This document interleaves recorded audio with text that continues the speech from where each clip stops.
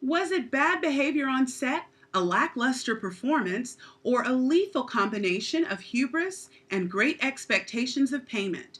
There are always two sides to every negotiation story, and I have found that the rumors of Terrence Howard's recast in Iron Man 2 were exaggerated, but not greatly.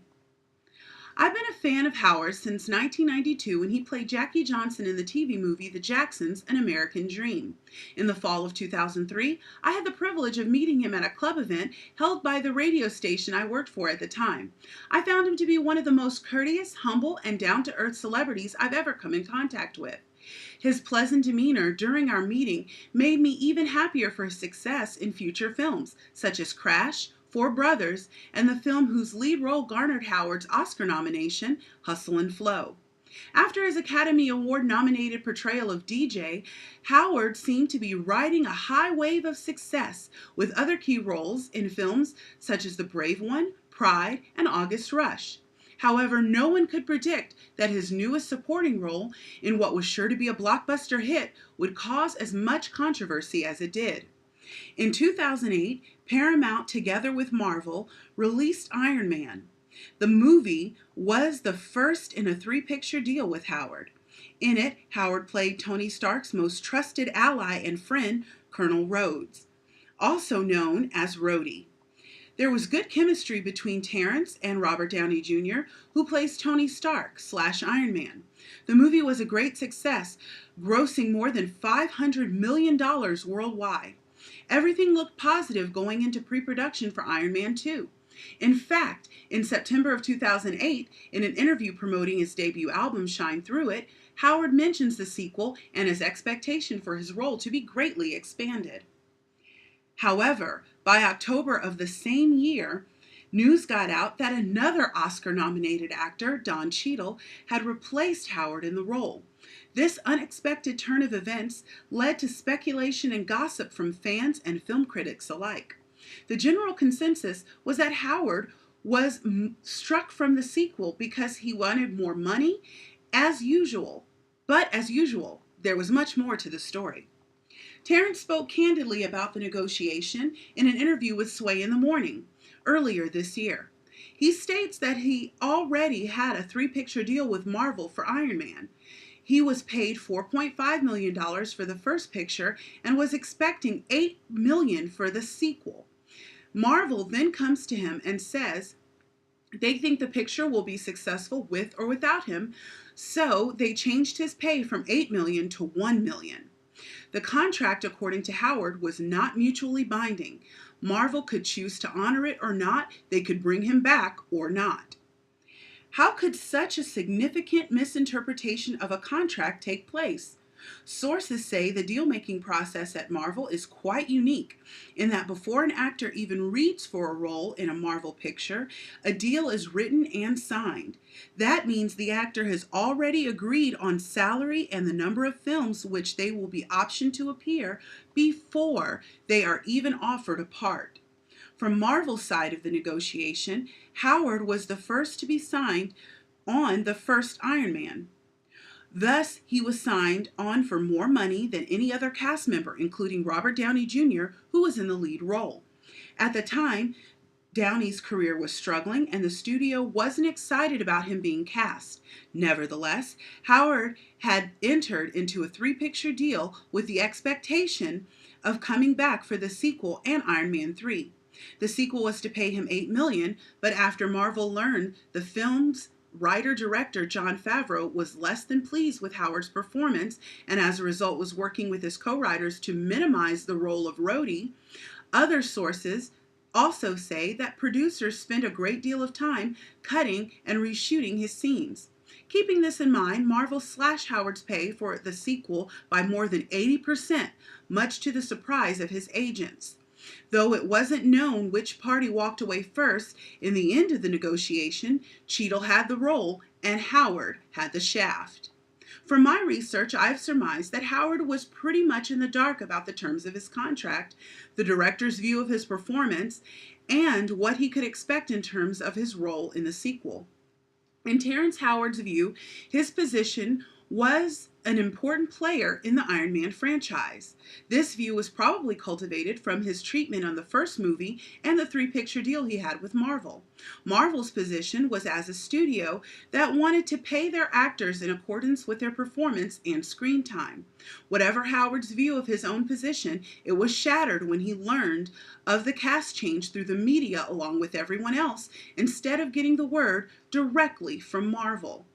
Marvel's interests were creating the most profitable film by making proper judgment calls on which actor should be paid what salary.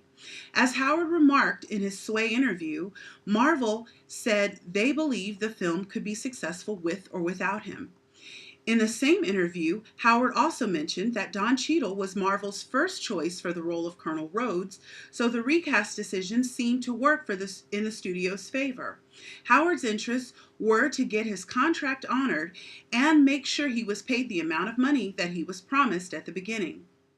Three different core concepts that were present in this negotiation were BATNA, separating people from the problem, and objective criteria. First, the best alternative to the negotiation worked out well on the part of Marvel Studios, as they were ready and willing to cast Don Cheadle in the role. If Terrence Howard did not agree to the new $1 million salary, they would just go with their original choice of Cheadle for the role. It sounds as if Howard's BATNA was less advantageous. His BATNA was not to settle for the more than 80% salary cut and walk away from the project altogether. However, he did not seek revenge from Marvel for reneging on his contract, and some believe that to be the reason his career has suffered in the aftermath of the recast. Second, both Terrence Howard and Don Cheadle were able to separate people from the problem by maintaining their long friendship through the controversial recast. Cheadle is noted to have said that he was cast in the role of Colonel Rhodes only after Howard had turned it down. There was never a competition for the role. Terrence agrees, saying that Cheadle was the original choice of the studio for the role, and only because his agent pushed him in did he get it. Some media sources have tried to pit Cheadle and Howard against one another, saying there was animosity over the recast, but that is untrue. The two have been friends for a long time, and Cheadle even cast Howard in his critically acclaimed movie, Crash. Third and finally, objective criteria played a key role in the negotiation. Marvel had obviously done their research and knew more information about Howard's performance in the first Iron Man, as well as how the producers and the director perceived him.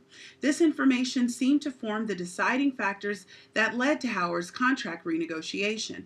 Howard, however, seemed to be completely out of the loop as to the details of his contract with Marvel and the options on the part of the studio to renegotiate. He seemed to be conducting himself in the same way he would with any other studio, without doing his due diligence and researching how Marvel's casting process differed from others in the industry. What went well in this negotiation process for Marvel was that they were able to utilize their BATNA and put their first choice actor in the role. What went well for Howard was he was able to use the time off to get his doctorate in chemical engineering and start a business that grows diamonds. He was also able to learn from the experience and make sure his T's are crossed twice. What went wrong in the negotiation for both parties was the negative media. The media tried to suggest Howard was difficult on set and demanded more money, when the truth was Howard's publicist says Terrence had a tremendous experience working on Iron Man, and there were no statements from the cast, crew, or studio suggesting otherwise. The money Howard wanted was what was originally promised to him.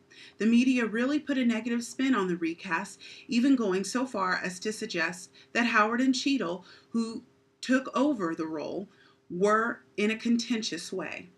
In an agreement with Terrence Howard and Marvel Studios,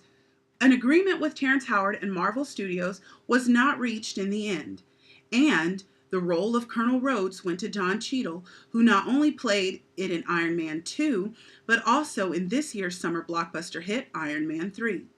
Because 2 movies with Don Cheadle have already been made and come out a success, I don't see an opportunity to renegotiate Howard's role in the future. However, he may be able to work with Marvel again. as there are several movies in the works as well as Avengers 2.